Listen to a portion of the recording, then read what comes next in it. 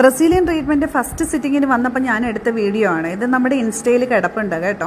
First സിറ്റിങ്ങിന് വന്നപ്പോൾ കണ്ടില്ലേ, മുടി ഇത്രയും ഷോർട്ടായിട്ടുള്ള ഷോൾഡർ ലെവൽ മാത്രമേ ഉണ്ടായിരുന്നുള്ളൂ ഹെയർ.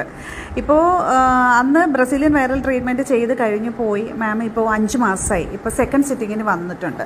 അപ്പോൾ ഇന്ന് ആ സെക്കൻഡ് സിറ്റിങ് കഴിഞ്ഞിട്ടുള്ള വീഡിയോ ആണ് ഞാൻ ഇതിൻ്റെ കൂടെ അറ്റാച്ച് ചെയ്തിരിക്കുന്നത്.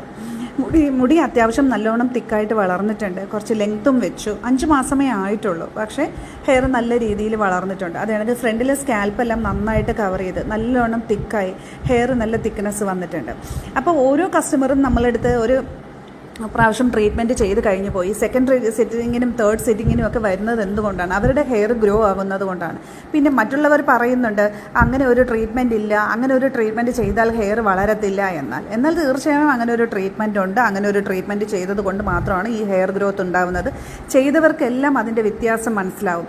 കാരണം അവരുടെ ഹെയറിൻ്റെ തിക്നെസ് കൂടുന്നതും അവരുടെ ഹെയറിൽ ഒരുപാട് പൊഴിഞ്ഞു പോയ ഹെയർസ് എല്ലാം പുതിയതായിട്ട് വളരുന്നതും എല്ലാം അവർക്ക് ഫീൽ ചെയ്ത് അവർ മനസ്സിലാക്കുന്നുണ്ട്.